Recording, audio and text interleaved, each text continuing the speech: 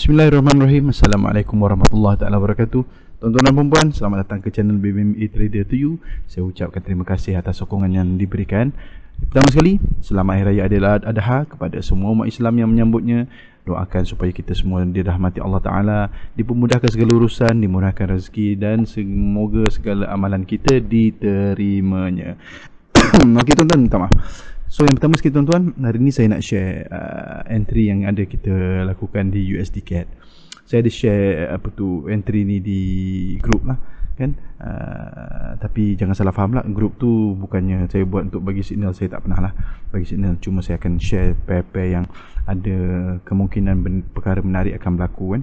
So pertama sekali untuk semua BBMA trader kan, kalau tengok entry ni memang semua akan bercakap lah kenapa entry kat sini kan, ni entry ekstrim lah apa semua kan. Tapi apa yang saya try buat ataupun lakukan adalah untuk mengajar student-student saya mengenal pasti pola MHV, dekat mana keadaan bahawa market pada masa time frame tersebut nak buat penurunan ataupun nak buat kenaikan. Okay, so untuk entry ni tuan-tuan, macam saya selalu cakap ataupun yang saya selalu sarankan adalah untuk kita ukur dulu kekuatan time frame di daily. Kita nak tahulah sekarang ni kenaikan tu berada di mana kan. Sebab apa? Kita nak elakkan beli di pucuk dan juga sell di akar kan. So itu kita tak nak.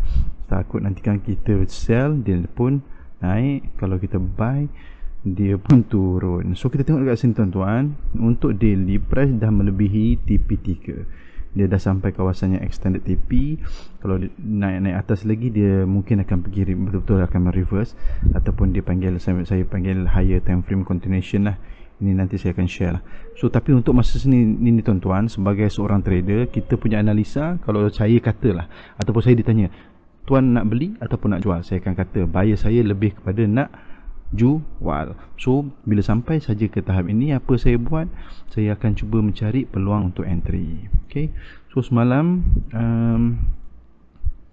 saya nampak di H1, okay, di H1 dia sudah buat ada reversal lah kan. So kenapa reversal ni berlaku tuan-tuan, dan kita akan pergi time frame kecil lah. H1 dia punya partner dia adalah di M5. So di M5 tuan-tuan,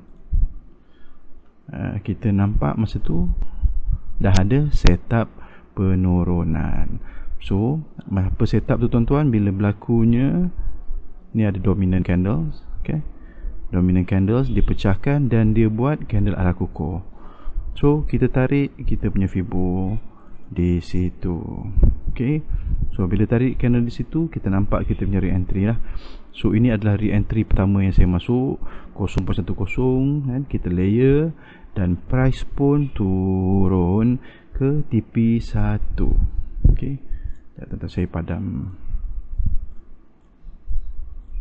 Alright, okay, so turun ke TP1 sebelum naik semula.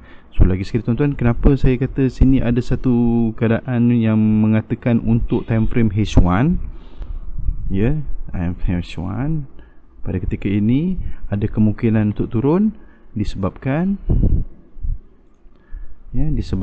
adanya setup penurunan di M5. So ni tuan-tuan pun faham lah kan.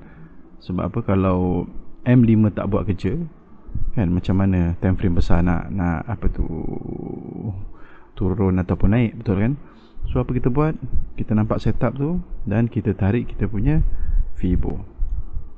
Sorry, ya tuan-tuan, maaf.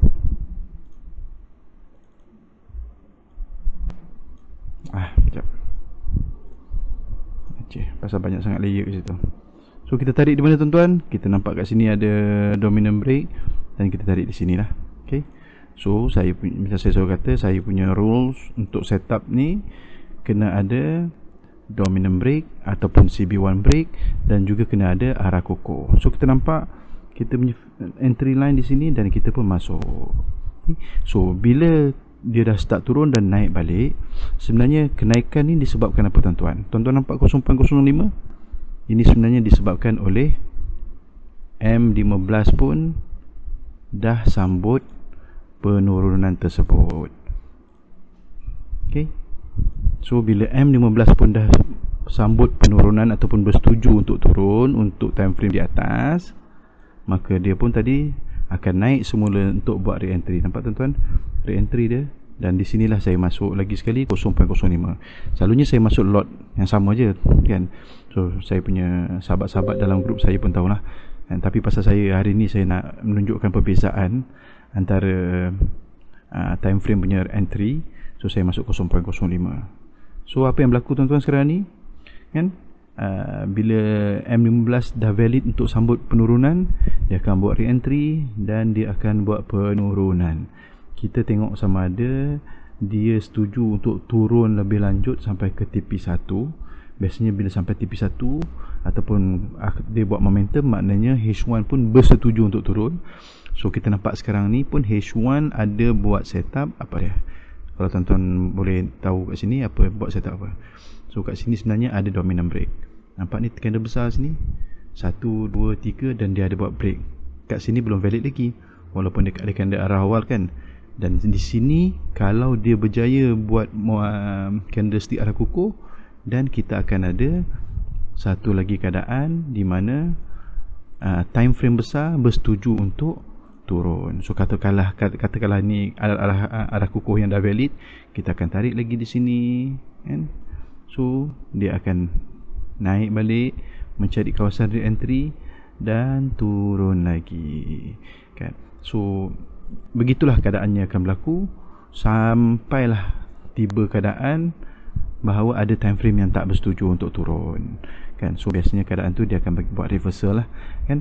Dan juga kita kena perhatikan juga kan, kenapa Fibo ni penting kan, kita kena perhatikan juga sebab kadang-kadang H1 ni dia tak nak turun, dia akan buat reversal dan dia akan naik lagi kan. So sebab itulah saya selalu ajar student-student saya, profit yang kita ada kita close dulu kan, supaya mengelakkan menangis di tepi katil kan. So macam ni kita dah close dulu kan. So biasanya kalau dalam keadaan macam ni kita close dulu yang M15 punya profit kan, dan kita close sikit yang untuk M5 kan, tinggalkan sikit buat semangat untuk turun lagi kan. Tapi bergantung kepada tuan-tuan lah.